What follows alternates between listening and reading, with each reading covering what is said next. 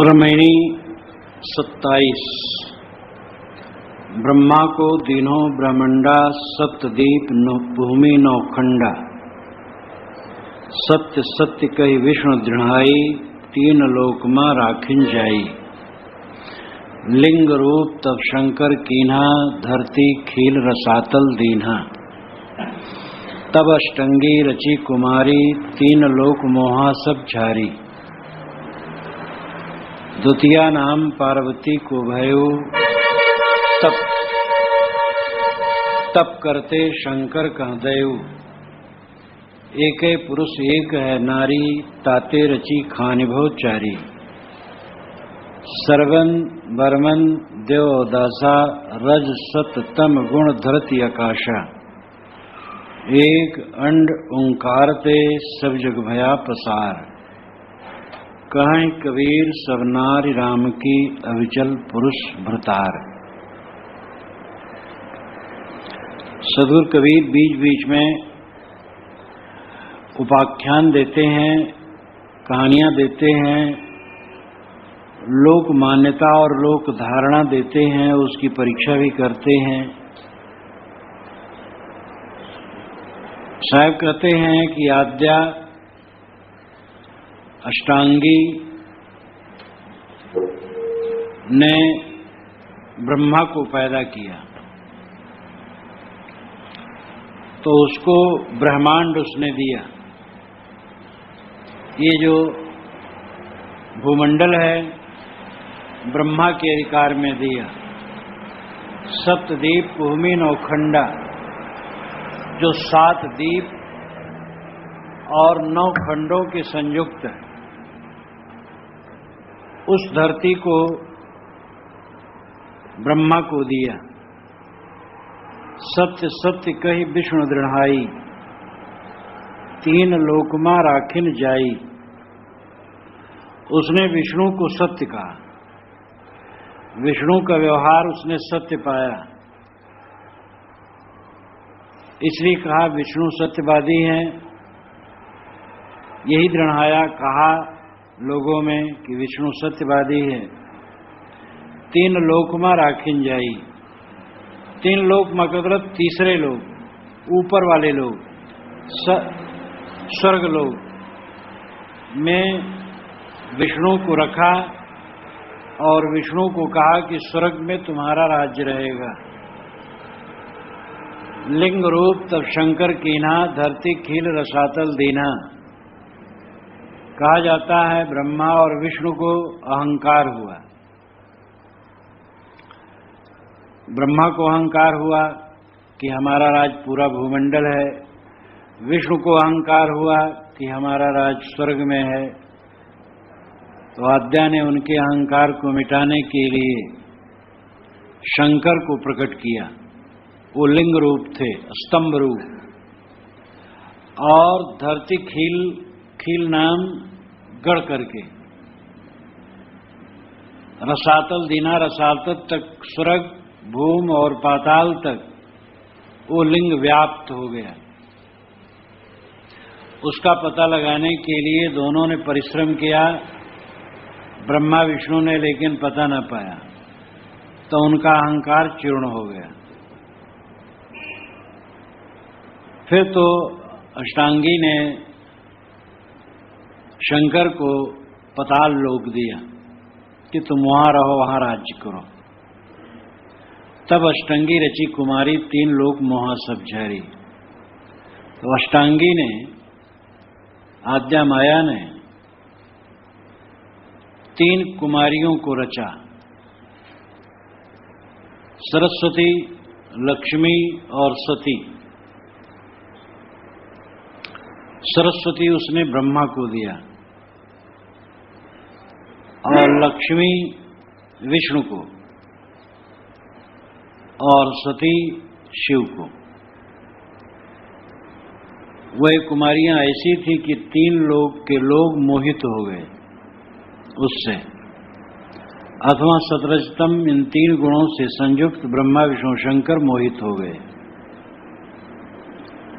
तो सरस्वती ब्रह्मा को, लक्ष्मी विष्णु को सती शिव को उसने दिया कि पत्नी बना के रहो इसके साथ। द्वितीया नाम पार्वती को भयऊ, तब करते शंकर का देव। सरस्वती ब्रह्मा के साथ और लक्ष्मी विष्णु के साथ सदा रही, लेकिन सती अपने पिता दक्ष प्रजापति के यज्ञ में जल गई थी, उन्होंने आत्मदाह कर लिया था और फिर वह पार्वती के नाम से प्रकट हुई थी। तो पार्वती को तप करने वाले शंकर को फिर से दिया गया। शंकर तपस्या में लीन थे, पार्वती ने भी तपस्या की थी शंकर को पाने के लिए। तो सती का जब दूसरा नाम पार्वती हुआ तो तप में लीन शंकर को पुनः दिया गया। ऐसे उपाख्यान, ऐसी कहानियां पुराणों में हैं, रूप बदल बदल करके विभिन्न पुराणों में विभिन्न ढंग से, और ये सब मनोरंजक कहानियां, इसमें वास्तविकता या तो बिल्कुल नहीं है या तो बहुत कम है। एक तो केवल नारी ही किसी को नहीं पैदा कर सकती है कि अष्टांगी ने सबको पैदा कर दिया, और फिर लिंग रूप करना, उससे धरती का फोड़ देना, स्वर्ग कहीं है वहां पर राज देना, ये सब काल्पनिक है। पुराणों में ऐसा कहा है। एके पुरुष एक है नारी, ताते रची खाने भो चारी। साहब अपनी बात इस छठी चौपाई में कहते हैं, एक पुरुष है एक नारी है, और इसी से चारों खानियों का विस्तार है। पुरुष का मतलब चेतन, नारी का मतलब प्रकृति। जड़ और चेतन ये दो सत्ताएं हैं। इन दोनों सत्ताओं के बीच में चारों खानियों का विस्तार है। ये दोनों सत्ताएं अनादि हैं, इनमें अनादि गुणधर्म है, इसलिए इनसे चारों खानियों का विस्तार सब समय है। कहीं से शुरुआत कहने की बात संभव नहीं लगती। शुरुआत बिना बीज के वृक्ष और बिना वृक्ष के बीज नहीं हो सकता।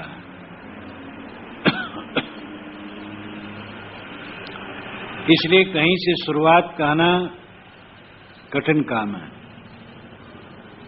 जड़ चैतन्यमय जगत नित्य है। पुरुष और नारी ये दो से सृष्टि की रचना होती है। जो प्रत्यक्ष है,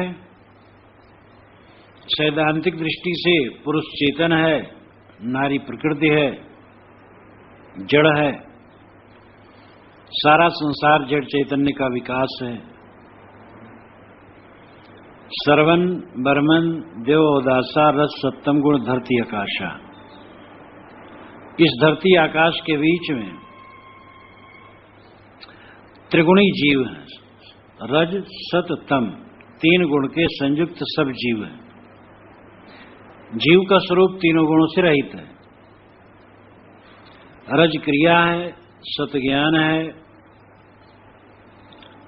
तम अंधकार है, आलस निद्रादि है, क्षीणता है। तो धरती आकाश के बीच में तीन गुण हैं, मतलब संसार भर में तीन गुण हैं। तीन गुणों से संबलित सभी देहधारी हैं, और उसमें सर्वन वर्मन देव दासा। सर्वन नाम शर्मा, वर्मन नाम वर्मा, शर्मा ब्राह्मण, वर्मा क्षत्रिय, देव वैश्य, दासा शूद्र। ये चार की कल्पना की। सत प्रधान ब्राह्मण है, जो सत्वगुण संयुक्त हो ब्राह्मण है, जो रजोगुण संपन्न हो वो क्षत्रिय, जो रज और तम लेकर के हो वो वैश्य, और जो केवल तमगुण संयुक्त हो शूद्र है। ऐसी कल्पना की गई। प्राप्त ब्राह्मण क्षत्रिय वैश्य शूद्रों में ये लक्षण नहीं, सभी वर्गों में सभी किस्म के लोग हैं। इसलिए ये माना जा सकता है कि वस्तुतः ब्राह्मण वही है जो सात्विक है, चाहे किसी घर में पैदा हो। क्षत्रिय वही है जो रज प्रधान है, क्रियाशील है, साहसी है, चाहे कहीं पैदा हो। वैश्य वह है जो रज तम युक्त है, और शूद्र वह है जो केवल तमोगुणी है, चाहे कहीं पैदा हो। ब्राह्मण नामधारी घरों में भी ऐसे होते हैं लोग जो तम प्रधान हैं, रज प्रधान हैं, रज सत्तम मिश्रित, रज तम मिश्रित हैं। तो इस प्रकार सभी जगह ऐसा होता रहता है। इसलिए कोई एक वर्ग में अमुक गुण हो ऐसी बात नहीं। एक अंड ओंकार ते सब जग भया पसार, कहीं कबीर सब नार राम की अविचल पुरुष भ्रतार। अंड, एक अंड से, एक अंडा से या सूक्ष्म तत्व से सारे जगत का पसार हुआ। वह अंड है ओंकार। ओंकार एक अंडा है, ओंकार एक सूक्ष्म बीज है, उसी से संसार का विस्तार हुआ। कबीर साहब कहते हैं वही राम है, और उसी की नारी सारा संसार है, और वह अविचल पुरुष है, वही सबका भतार है। यह पूर्व पक्ष की बात है। कबीर साहब ने यहाँ विनोदी ढंग से कहा है, उनकी बातें कही। क्यों ऐसा अर्थ यहाँ किया जाता है? जबरदस्ती तो नहीं किया जाता है। बीजक को समझने के लिए बीजक में ही कसौटियां हैं। कोई भी शास्त्र समझने के लिए समग्रता को लेकर के उस शास्त्र को समझा जा सकता है। एक पंक्ति लेकर के भागने से काम नहीं होगा। ज्ञान चौतीसा में शुरू में ही साहब ने कहा है, वो ओंकार आदि जो जाने लिख के मेटे ताय समान है। ओंकार के आदि को जो जानता है कि जो लिख देता ओम और काट देता है, वह ओम से बड़ा है, वही ओम को जानता है। तो ओम को साहब ने श्रेष्ठ नहीं माना। ओम तो क्या है? मनुष्य ने कल्पना की है ओम की। जब कल्पित वस्तु है तो उससे जगत कैसे पैदा हो जाएगा? ईश्वर पति है और सब जीव स्त्रियां हैं। इसका खंडन साहब ने इसी ग्रंथ में 35 और 36 शब्द में अच्छी तरह किया है। उसको पढ़ करके जाना जा सकता है। पीछे भी रामायणी में कहा है कि नारी बनने वाले लोग अमृत वस्तु को नहीं जान सकते हैं।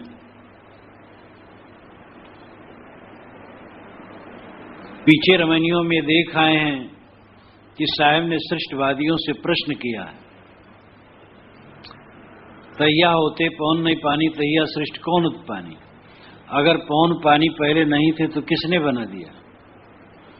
इसलिए प्रकारांतर से साहब जगत अनाज मानते हैं, और किसी ईश्वर की पत्नी जीव को नहीं मानते हैं। को काको पुरुष को उनका किनारी एकत कथा यम दृष्टि पसारी। इस पर तो उनका बड़ा कटाक्ष है। और ओम की कल्पना मनुष्य की कल्पना मानते हैं। इसलिए ये पूर्व पक्ष की बातें हैं, और ऐसे मनोरंजन की बातें बीच बीच में साहब ने कही है, जो काल्पनिक है, परमत की बात है, और उसको बताया है। और उसकी परीक्षा की है, जगह जगह उसका खंडन किया।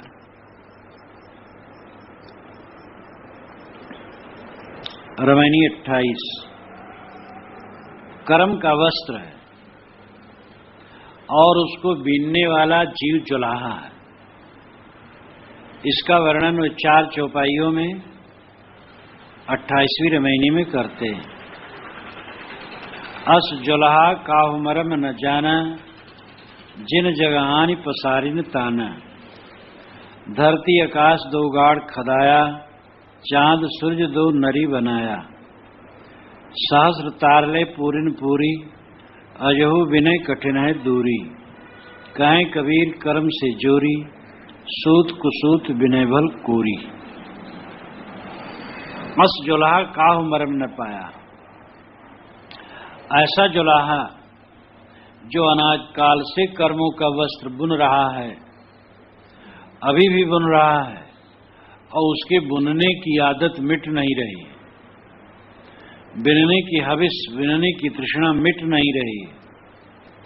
ऐसे जुलाहा का मरम कोई जाना नहीं। अस जुलाहा काहू मरम न जाना। ऐसा जुलाहा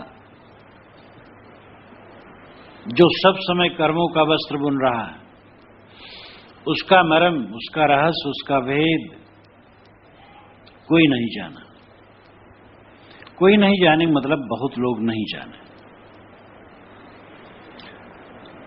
और उसी कर्मपुट में ही उलझे हैं। मतलब जो जीव है वो स्वयं जुलाहा है, कर्म का वस्त्र बुनता है, अनाज काल से बुन रहा है, आज भी बुन रहा है, और अपने कर्म प्रपंचों से ऊपर नहीं उठ रहा है। जिन जग आनि पसारिन ताना, जिन्होंने जगत में आन नाम आ करके ताना पसारा, कर्मों का जाल फैलाया। जैसे मानो प्रकृति ने धरती और आकाश इन दोनों को गाड़ खदाया हो। गाड़ नाम गड्ढा, गड्ढा खोद करके जहां करघा होता है, नीचे गड्ढा होता है, गड्ढे में पैर डाल करके जुलाहा बैठता है और ताना में बाना भरता है। तो धरती और आकाश प्रकृति ने मानो 2 गड्ढे खुदाए हैं। चांद और सूरज को उसने नरी बनाई है। नरी उस लकड़ी को कहते हैं जिसमें सूत लपेटा रहता है, छोटी छोटी लकड़ी होती है, सूत लपेटा रहता है और 2 नरियां होती हैं, दोनों तरफ से वह चलती रहती है और ताना में बाना भरती रहती है। सहस्र तार ले पूरिन पूरी, सहस्र हजारों तार, तारे, सितारे, इनको लेकर के संसार का वस्त्र बुना गया। ये उदाहरण हुआ। धरती और आकाश, पिंड और ब्रह्मांड। शरीर में जो पिंड है और ब्रह्मांड है, कमर के नीचे एक स्टैंड है केवल, ये मशीनरी रखने के लिए, और ऊपर ब्रह्मांड है। वैसे पिंड तो गले के नीचे कहा जाना चाहिए और गले के ऊपर ब्रह्मांड। ये दोनों गड्ढा खुदाया और चांद और सूरज 2 नरी बनाया। चांद ईड़ा, सूरज पिंगला। ईड़ा बाई नाड़ी और पिंगला दाई नाड़ी। ये भरनी भरने की नरी है, इसी से भरनी भरा जा रहा है। रात दिन चंद्र नाड़ी, सूर्य नाड़ी चल रही है, बाई नाड़ी, दाहिनी नाड़ी चल रही है, और इसके साथ जीव नाना कर्म बुनता है। सहस्त्र ताल ले पूरिन पूरी, सहस्र, हजार, हजारों, लक्षणार्थ में असंख्य तार, सूत लेकर के पूरिन पूरी, यानी भरना भरा जा रहा है। अजहू विनय कठिन है दूरी। आज भी ये जीव बुन रहा है और बुनने का काम दूर होना बड़ा कठिन दिखता है। आदत ऐसी हो गई है कि कर्मों के जाल बुनने ही में उसको आनंद आ रहा है। रात दिन उसमें क्लेश भोग रहा है, लेकिन काम वही कर रहा है। अजहू विनय कठिन है दूरी, ये बहुत मार्मिक अंश है। ईश्वर दुनिया बनाता है चांद सूरज लेकर के, ये यहां अभिप्राय नहीं है। जीव जुड़ाहा है और इसीलिए जीव के कर्मों के अध्यास को लेकर के साहब व्यंग करते हैं कि आज भी ये बिन रहा है और बिनने की आदत इसकी दूर नहीं हो रही। बिनने की आदत दूर होना बड़ा कठिन लग रहा है। एक आदमी को कह दो कि कमरे में बैठो, भोजन देंगे, चुपचाप शांत रहो, कुछ करना नहीं, तो घबरा जाएगा। और उसको कुछ 1000 रुपए दे दो और कहो देखो ये काम कराना है, देगा, लेगा, करेगा, प्रसन्न रहेगा, घबराएगा नहीं। कोई काम क्रिया में प्रवृत्ति ज्यादा होती है, निष्क्रियता में जीव नहीं जा पाता। बहिर्मुख और अंतर्मुख दोनों की जरूरत है। बहिर्मुख हुए बिना व्यवहार का संपादन नहीं होगा और अंतर्मुख हुए बिना कल्याण का संपादन नहीं होगा।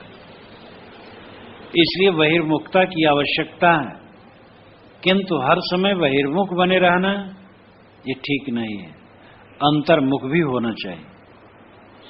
अंतर्मुख होकर के सारे संसार को छोड़ करके आत्मलीन हो, ये जरूरी है।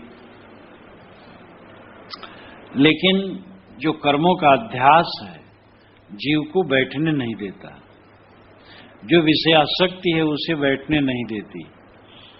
सारे विषयों की आसक्ति का त्याग करना साधकों को अत्यंत आवश्यक है। देखना, सुनना, खाना, छूना, सोचना, ये सब बंद करना चाहिए। कुछ समय के लिए सब कुछ बंद कर देना चाहिए। यदा पंचावतिष्ठन्ते ज्ञानानि मनसा सह बुद्धिश्चाना विचेष्टत तामाहु परमाम गतिम। जब यदा पंचावतिष्ठन्ते ज्ञानानि, ज्ञान की 5 इंद्रियां जो शरीर में हैं, यदा पंचावतिष्ठन्ते ज्ञानानि, और मनसा सह, मन भी, इतना नहीं बुद्धिश्च, बुद्धि भी, न विचेष्ट, चंचल न हो, ताम आह परमाम गतिम, उसे कहा जाता है परम गति। ताम, उसे आह कहा जाता है परमाम, परम उच्च गति स्थित। 5 ज्ञानेंद्रियां, मन और बुद्धि जब क्रिया छोड़ दें, शांत हो जाएं, ये परम गति। लेकिन आदत ऐसी खराब है कि क्रियाशीलता में आनंद आता है। ध्यान में लोग नींद में चले जाते हैं, कुछ असावधानी होती है। भोजन की मात्रा में सावधान अगर न रहे तो नींद आएगी। रात में नींद ठीक से नहीं ली गई है तो भी नींद आएगी। अगर कोई बहुत मेहनत किया है तो भी नींद आ सकती है। भोजन में संयम होना चाहिए। रात में ठीक से नींद ले लेना चाहिए। रात में समय बर्बाद न करें। जो समय है पूरा नींद लेना चाहिए और संतुलन बनाए रखना चाहिए जीवन में। ध्यान के समय खूब सावधान रहना चाहिए। जैसे मन को देखना है, नींद को भी देखना है। मन को देखना है, संकल्प शांत हो, और नींद को भी देखना है, नींद न आवे, तंद्रा न आवे। तो ये आदत, खाने में मोह, देखने में मोह, सुनने में मोह, दुनिया की चीजों के मिलने में मोह, ये सब मोह छोड़ना होगा। सारा मोह छूट जाना चाहिए, तब अंतर्मुख में स्थित होती है। कहें कबीर कर्म से जोरी, सूत कुसूत विनय भल कोरी। कबीर साहब कहते हैं कि ये जो कोरी है, कोरी जुलाहा, हिंदू बुनकर को कोरी कहते हैं, मुस्लिम बुनकर को जुलाहा कहते हैं। तो कोरी, सूत कुसूत, अच्छा सूत खराब सूत, इन्हीं अच्छे कर्म बुरे कर्म लेकर के विनय भल अच्छी तरह बीनता है। और कर्म से जोरी, अपने को सदैव कर्म से जोड़ करके रखता है। ये जीव रूपी कोरी, जीव जुलाहा, अच्छे और बुरे कर्मों के सूत लेकर के कर्मपट बुनता रहता है, कर्मों का वस्त्र बुनता रहता है, और इसी से बारंबार इसे शरीर की प्राप्ति होती है, बारंबार जन्म मरण के प्रवाह में बहता है। ये गुरदरबार जो मिला है, ये जो कल्याण की भूमिका मिली है, सावधानी से साधक को चाहिए कि कर्मों के जाल को काटे, राग पूर्वक मन वाणी इंद्रियों में हरकत होना, ये कर्म का पट बुनना है।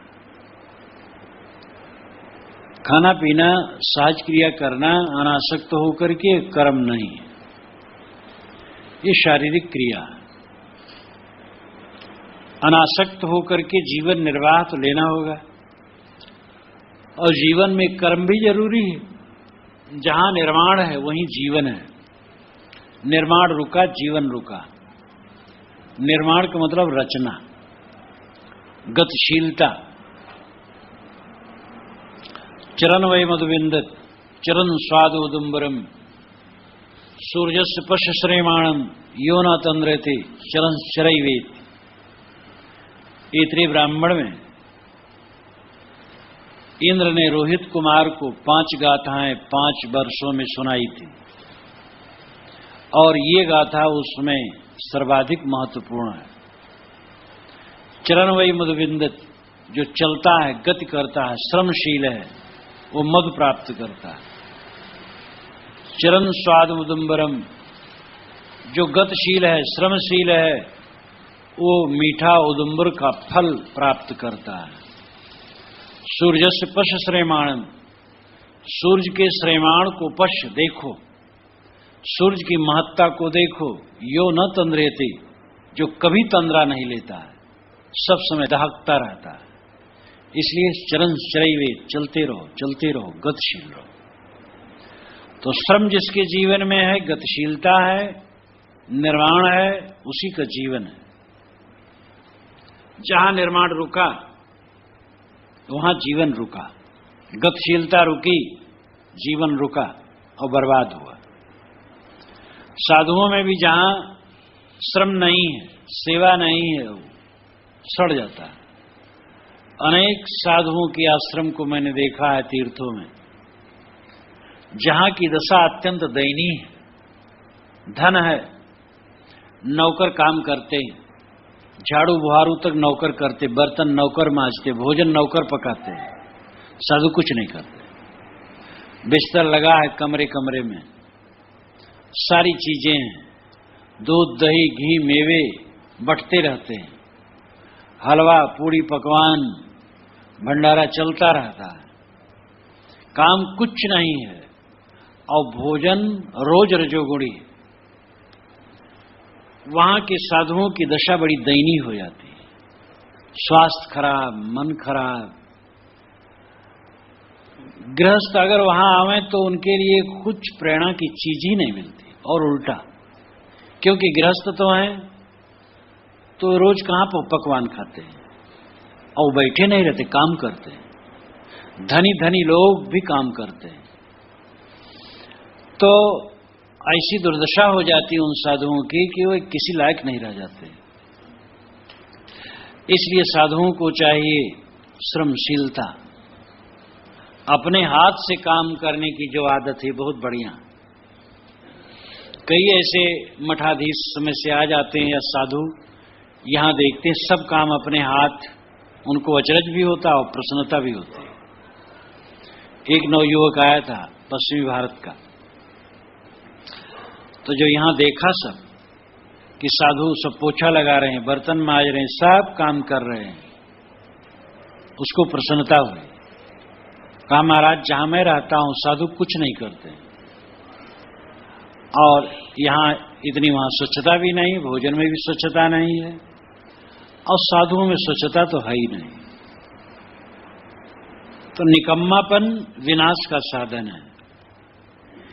कर्मों से ऊपर उठना ये विवेक की बात है।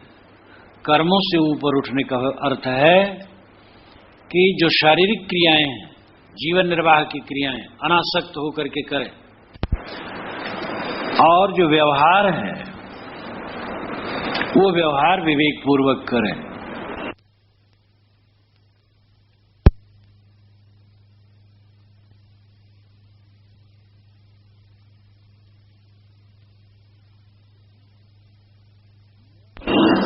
मोह पूर्वक, राग पूर्वक जो कर्म होता है वो कर्म कहा जाता है, कर्म बंधन, जिसमें आकर्षण है चित्त में भोगों के लिए। मन वाणी कर्मों में विकार होता है, वो कर्म है। थोड़े में समझ लो कि आकर्षण मन का, राग पूर्वक जो किया गया वो कर्म बंधन है। अबोध राग उत्पत्ति कर्म बोध विराग से नाश, शुद्ध जीव बंधन रहित जन्म मरण तज त्रास, ये विशाल देव ने शांत शतक में कहा है। अबोध और राग से कर्मों की उत्पत्ति होती है। अबोध का मतलब है अपने स्वरूप को न जानना, देही अपना स्वरूप मानना, और राग का अभिप्राय है देहादिक पदार्थों में मोह होना। इनसे कर्मों की उत्पत्ति होती है। मन में काम वासना उत्पन्न होती है या रजोगुणी वृत्ति उत्पन्न होती है, विकार उत्पन्न होता है, और उसके तहत जो कुछ भी किया जाता है वो जीव को बांधता है।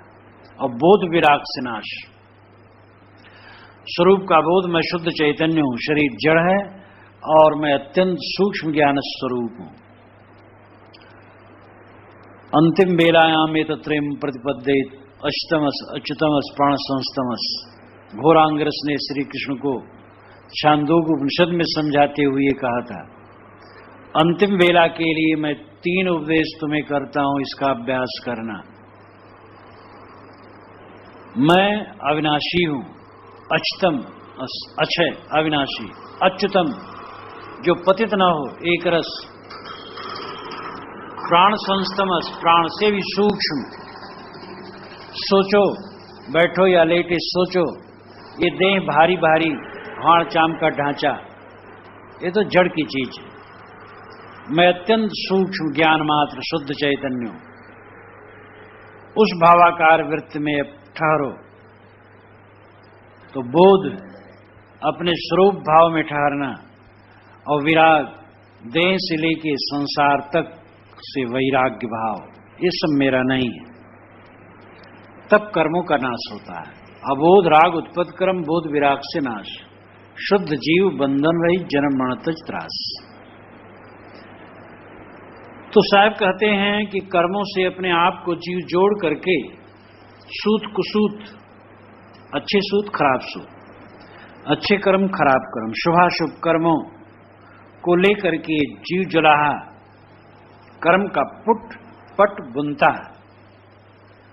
कर्म का पट अनाद काल से बुनता आया है, आज भी बुन रहा है।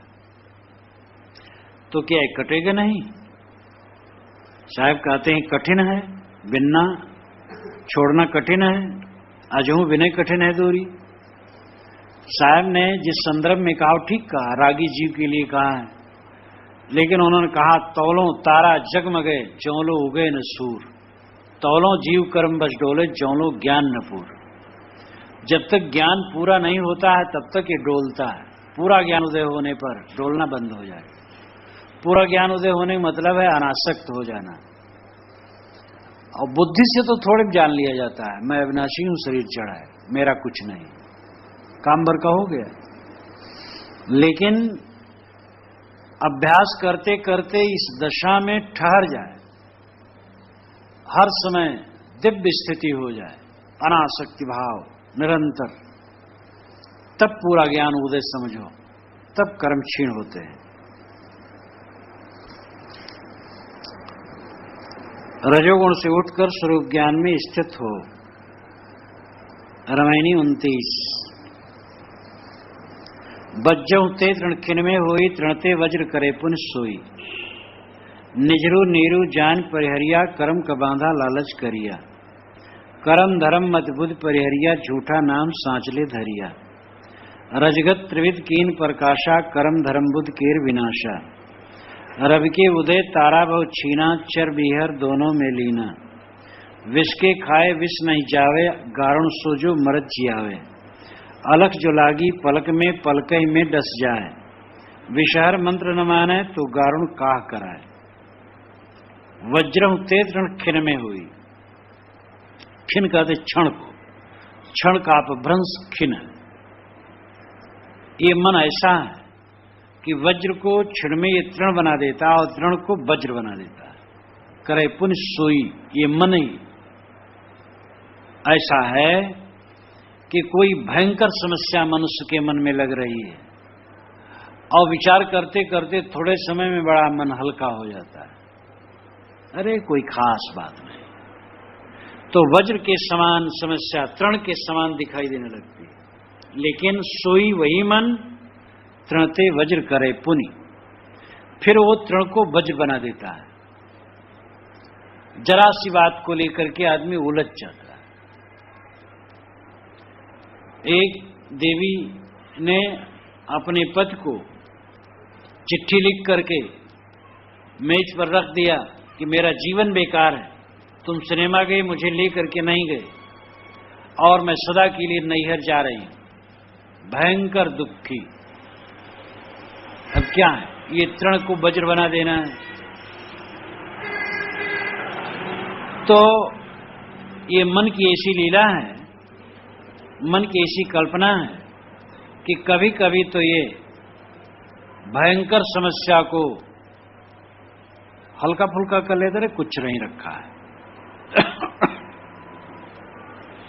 बड़ा सरल महसूस करने लगता है और कभी सरल बातों को कठिन बना देता, उलझ जाता है, मार व्याकुल हो जाता है। ये मन की लीला है। मन का साक्षी बन करके जो सब समय मन को देखता है, वो मन का पारखी हो जाता है। आदमी जब बैठता है फुर्सत में तो वो क्या सोचता है? शरीर के हानि लाभ, रोग व्याधि है तो उसको, कहीं किसी ने अपमान सम्मान कर दिया है तो वो काम वासना, देह वासना, जो कुछ देखा सुना है वो बस यही उठाता धरता रहेगा। जो मन का पारखी है, जो सूक्ष्म वृत्ति वाला है, वह अकेले में बैठेगा तो स्वरूप विचार करेगा। संसार नश्वर है, शरीर नश्वर है, ये सब मेरा नहीं, मैं अकेला हूं।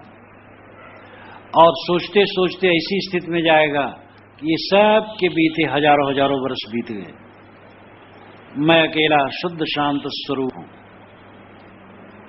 अब ये समय का उपयोग अच्छा है, ये कल्याण की दशा है। और वही काम क्रोध लोभ मोह याद करना, देह संबंधी चीजों को याद करना, हानि लाभ याद करना, मान अपमान याद करना, जो दृश्य देखे सुने हैं वही वही याद करना, ये विवेक का काम नहीं। मन को परखते परखते, छानते छानते, विचारते विचारते जो मन का सूक्ष्म दृष्टा हो जाता है, वही मन को निरस्त कर पाता है। सभी साधक को मन का पारखी होना चाहिए, सब समय मन को परखे। निजरू नीरू जान परिहरिया। निजरू नाम निर्झर प्रपात, जो पानी निरंतर बह रहा हो, प्रपात जो ऊपर से गिरे, तो निजरू जल का प्रवाह, नीरू पानी, जान परिहरिया विवेकवानों ने ये मन को एक प्रवाह समझ करके इसका परित्याग कर देते हैं। परित्याग कर दिया विवेकवानों ने। विवेकवान मन को एक जल प्रवाह के समान समझ करके इसका त्याग करता है, यानी मन का साक्षी बन करके देखता है, इस प्रवाह में बहता नहीं। और देखने से मन स्वस होता है, शांत होता है। कर्म का बांधा लालच करिया, लेकिन दूसरे जीव हैं, वे कर्म के बंधनों में बंधे हैं, वे लालच करते हैं, इंद्रियों के भोगों में ललचाते हैं। ललचाने के कारण से वे मन के प्रवाह में बहते हैं। जो इंद्रियों के भोगों में ललचाएगा वो मन के प्रवाह में बहेगा, और जो मन को अपने से अलग एक निर्झर, एक झरना की तरह, प्रवाह की तरह समझेगा, ये मन का प्रवाह है, मैं इसमें न बहूं, तो साक्षी बन करके अलग हो जाएगा। और मन से अलग हुए तो मन की नदी सूखी। जितने क्षण मन की दृष्टा बनो, मन की नदी सूख जाएगी। और मन में बहो, बस बहते रहो। कर्म धर्म मत बुद्धि परिहरिया, झूठा नाम सांचले धरिया। जो लालच रखते हैं, कर्म के बंधनों में बंधे, वह कर्म धर्म और मत बुद्धि को परिहरिया, परित्याग कर देते हैं। कर्म लोक मंगल का काम, आत्म मंगल का काम, ये कर्म है। ऐसा कर्म वे नहीं करते हैं, स्वार्थिक कर्म में केवल लिपटे रहते हैं। धर्म विश्व के शाश्वत नियम का ज्ञान, ये धर्म का ज्ञान है। और सदाचार से चलना धर्म है। विश्व के शाश्वत नियमों का ज्ञान धर्म है, और सदाचार से चलना धर्म है। इसका भी वो परित्याग कर देते हैं। मति बुद्धि, बुद्धि का मतलब है वर्तमान विषय में समीक्षा करने की मानसिक शक्ति, और मति का अर्थ है आगामी विषय में समीक्षा करने की मानसिक शक्ति। बुद्धिस्तात काल की गेया मत आगामी गोचरा, बुद्धिर नौनो उनमें शालिनी प्रतिभोच्यते। बुद्धिस्तात काल की गया, तात्कालिक विषयों का ज्ञान करना बुद्धि का लक्षण है। तात्कालिक विषय जो सामने है उस पर निर्णय कर लेना, यह बुद्धि का लक्षण है। तात्कालिक विषय पर निर्णय न कर पाना बुद्धि का लक्षण नहीं। मत आगामी गोचरा, मत का लक्षण है जो आगामी गोचर हो, आगे के विषय में समझ ले, जो मैं करने जा रहा हूं उसका परिणाम क्या होगा, तो आगे के विषय में समझ लेना, समीक्षा कर लेना, ये मत का लक्षण है। बुद्धिर नौनो उन्मेष शालिनी, बुद्धि में नए नए उन्मेष का उदय होना, अनुभव का उदय होना, ये प्रतिभोच्यते, प्रतिभा कही जाती है। प्रतिभावान वह है जिसमें नए नए उन्मेष पैदा हो, नए नए अनुभव पैदा हो। तत्वधारणा शक्ति, तत्वग्रहणी शक्ति, कल्पना शक्ति और अभिव्यक्त शक्ति, ये चार शक्तियों से संबलित मन प्रतिभावान माना जाता है। वस्तुओं को यानी ज्ञान को ग्रहण करने की क्षमता, संसार वही है, लेकिन उसी संसार में प्रतिभावान सर्वत्र ज्ञान ग्रहण करते हैं। अनाड़ी आदमी खाता जीता कुछ नहीं ग्रहण कर पाता है। पुस्तकें हैं, पुस्तकें लोग पढ़ते हैं, विवेकवान उसी में सार ले लेते हैं, सार छोड़ देते हैं। अविवेकी आदमी कुछ भी समझ नहीं पाता, सब कुछ मान लेता है। तो तत्वग्रहणी शक्ति हो जिसमें, और तत्व धारणा शक्ति हो जो ग्रहण किया और धारण हो जाए। कितने लोग पढ़े और भूल गए, जाने और भूल गए। और कल्पना शक्ति हो, मनन पूर्वक उसका विस्तार कर लेना। और अभिव्यक्ति शक्ति, जो कुछ मन में है उसको खुले रूप में साफ साफ कह देना, यह अभिव्यक्ति शक्ति है। ये प्रतिभा के लक्षण है। नए नए उन्मेष उदय होना प्रतिभा के लक्षण है। मति बुद्धि परिहरिया, साहब कहते मति और बुद्धि भी छोड़ देते हुए, तात्कालिक विषयों का ज्ञान और भविष्य के परिणाम पर विचार, ये दोनों ही उनका नहीं रह जाता है। उनका शुभ कर्म छूट जाता है, धर्म छूट जाता है, बुद्धि और मति लुप्त हो जाती है, क्योंकि वो लालची हैं, कर्म के बंधनों में बंधे हैं। झूठा नाम सांचले धरिया, झूठे नाम को लोग सच्चा मान करके धर लेते हैं। कोई नाम जप में लग गया, नाम तो जितने हैं मनुष्य की कल्पना है। सात्विक प्रवृत्ति उत्पन्न करने के लिए नाम जपादि साधन होता है, कोई बुरा नहीं है, कोई पवित्र नाम जपे, मन एकाग्र करे, लेकिन नाम जप लक्ष्य नहीं है, लक्ष्य स्वरूप स्थित है। अब नाम ही जो झूठा है, काल्पनिक है, मनुष्य का रचा है, उसको सच्चा मान करके नामे के फिर में पड़ गए। रात दिन नामे जप रहे हैं, नामी को यादें नहीं, कौन जप रहा है? जपने वाले को जपो, जो पाना चाहता है राम को उसको पाओ, निस्वरूप का ज्ञान हो। झूठे नाम को सच्चा मान करके उसी का माला फेरने लगते।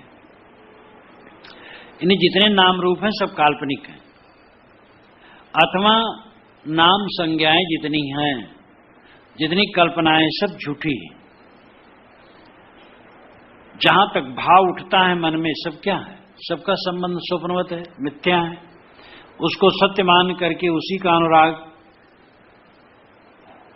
ये जहां तक दृश्य है नाम रूप, सारा संबंध काल्पनिक है, और इसी को आदमी सच्चा मान करके इसी में रमता है। इसीलिए जब अकेला बैठता है तो ये प्रपंच ही उसके दिमाग में रहता है, प्रपंच से ऊपर अपने आप को समझ ही नहीं पाता है। रजगत त्रिविध कीन प्रकाशा, कर्म धर्म बुद्ध केर विनाशा।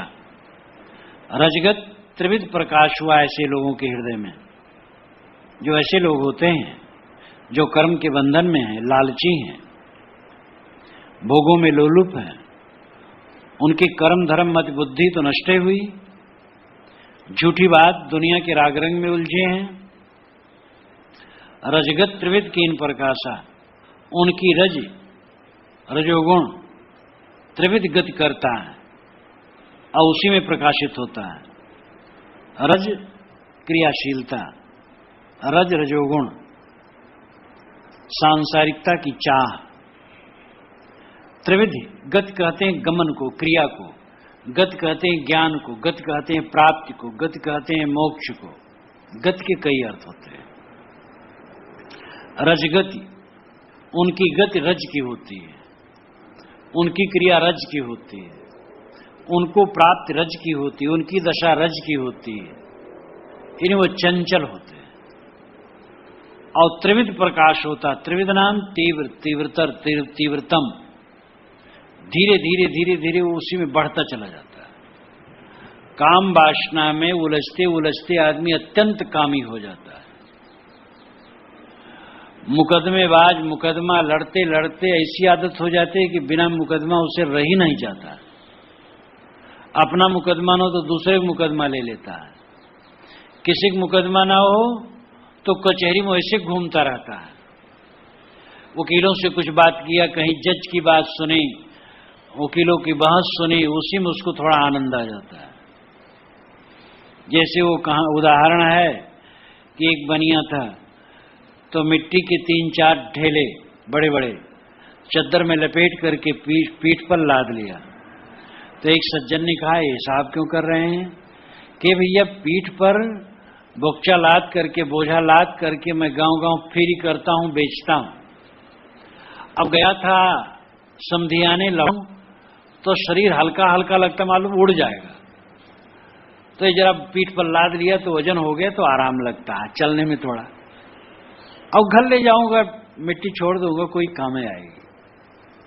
तो आदत उसको लादने की, तो वैसे चलता था तो लगता था कि मैं उड़ जाऊंगा। मुकदमेबाज लोग बिना मुकदमे के नहीं रह सकते। तंबाकू खाने वाले बिना तंबाकू के रह पाएंगे, शराबी बिना शराब के, कामी बिना काम भोग के। ये सारी दुर्गति जीव अपनी कराता है। तो जिस दिशा में जो जितना बढ़ता है वो तीव्रतर होता जाता है। तीव्रतम, तीव्र, तीव्रतर, तीव्रतम, ये तीन गतियां। मंद, मंदतर, मंदतम। लेकिन यहां तीव्र, रजोगुण में तीव्र गति हो गई, फिर तीव्रतर हो गई, तीव्रतम हो गई। रजगत त्रिविध कीन प्रकाशा। ऐसे लोगों की रजोगुण गतिशील हो जाती है और उत्तरोत्तर बढ़ती जाती है, उसी में उनका प्रकाश होता है। कर्म धर्म बुद्धि केर विनाशा, इसलिए कर्म धर्म और बुद्धि का विनाश हो जाता है। कर्म के यहां मतलब अच्छे कर्म, शुभ कर्म, कल्याणकारी कर्म। कर्म का बाधा लालच करिया, वो बंधन वाला कर्म। और यहां कर्म धर्म बुद्धि केर विनाशा, जो जीवन में अच्छे कर्म है वो भी तो कर्म है, उसको भी तो करना चाहिए। एक कर्म है बोना उपजे बीज बहुत, एक कर्म है भूनना उगे न अंकुर सूत। बीज डालना खेत में भी कर्म है, जिसमें बहुत फसल होती है। और आग में बीज को भूनना भी कर्म है, जिससे कुछ नहीं उदय होगा। लेकिन दोनों कर्म में अंतर है। एक कर्म में फसल होगी, एक कर्म में नाश होगा। तो जो रागात्मक कर्म है वो भवबंधनकारी है। जो विवेक विचार पूर्वक अनासक्त पूर्वक कर्म है वो कल्याणकारी है। तो कर्म और धर्म, सदाचार और बुद्धि, समीक्षा शक्ति, ये सब नष्ट हो जाती है। आदमी जितना विषयों में पढ़ता है, बहिर्मुख होता है, उतना वो विवेकहीन होता जाता है। रब के उदय तारा भव छीना, चर विहर दोनों में लीना।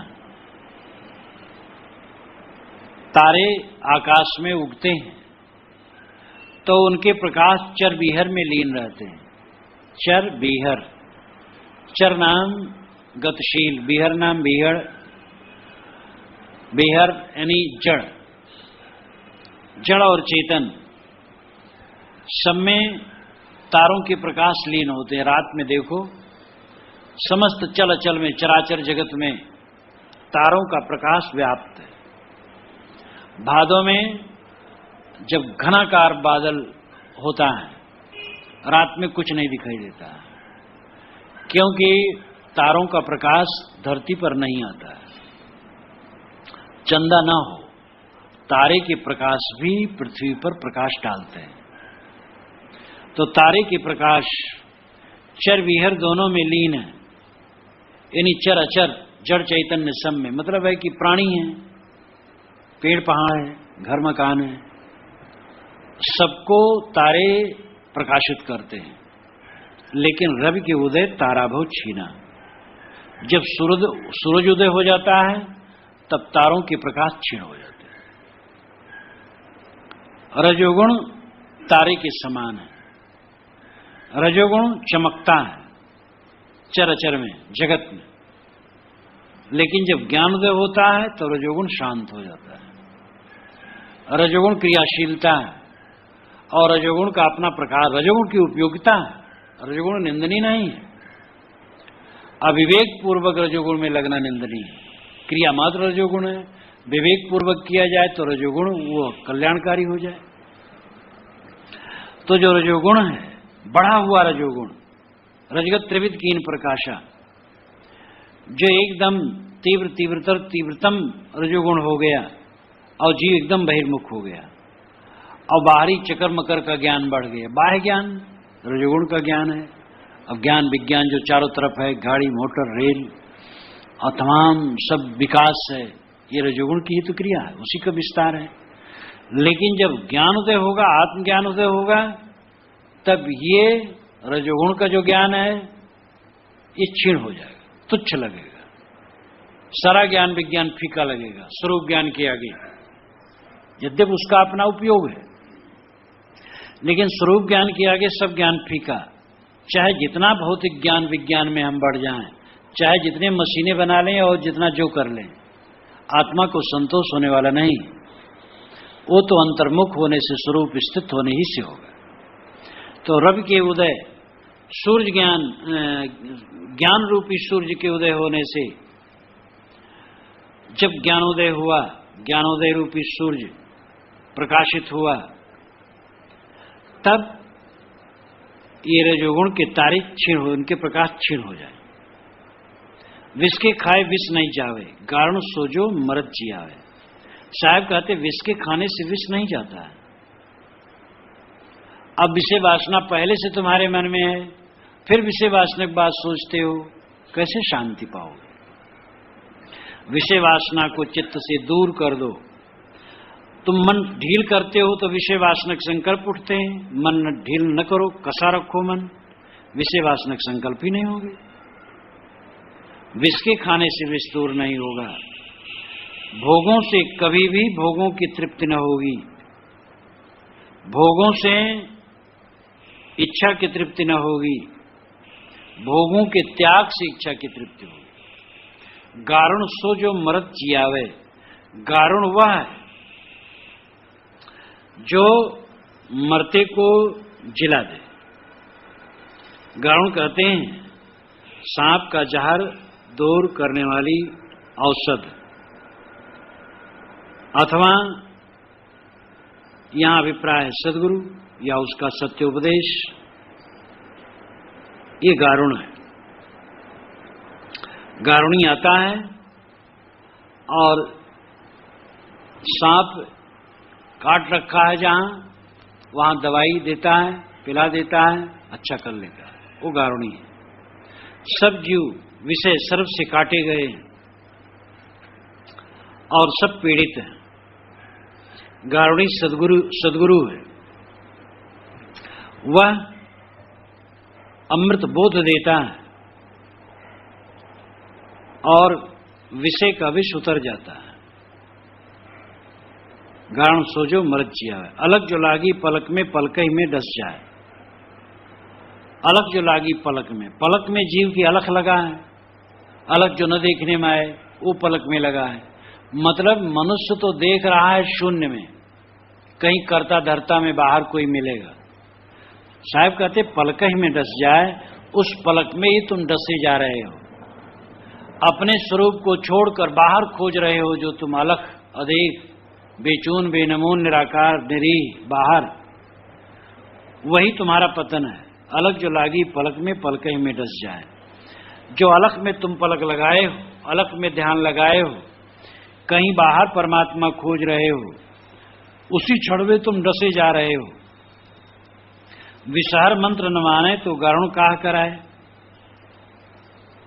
विषहर का मतलब है विष को दूर करने वाला। मंत्र यानी उपदेश। अज्ञान अबोध विषयासक्ति रूपी जहर को दूर करने वाला सत्योपदेश रूपी मंत्र को अगर मनुष्य नहीं मानता है तो गारुण काह कराए। उपदेश क्या करेगा? गारुणी सदगुरु क्या करेगा? सदगुरु की बात जब माने तो सदगुरु का उपदेश लगे। गुरु बिचारा क्या करे? शिष्य में आए चूक, भावैत्य प्रमोदिये बांस बजाए फूक। इसलिए विवेकवान साधक को चाहिए कि वह सदगुरु के वचन पर ध्यान दे और विषय वासना को दूर करे। तो इस पूरी रामायणी में साहब ने मन का चित्र खींचा है। मन कठिन को सरल, सरल को कठिन बना देता है। इसलिए तुम मन को ठीक कर लो तो सारा जीवन सरल हो जाए। मन एक बहता हुआ प्रवाह है, उसके साक्षी बन करके उससे अलग हो जाओ। अगर तुम विषय वासना में उलझे रहे तो कर्म धर्म बुद्धि सब नष्ट होगी, रजोगुण बढ़ेगा और उलझ जाओगे संसार में। लेकिन जिसके हृदय में ज्ञानोदय होता है, रजोगुण शांत हो जाता है और अपने सत स्वरूप को पा लेता है।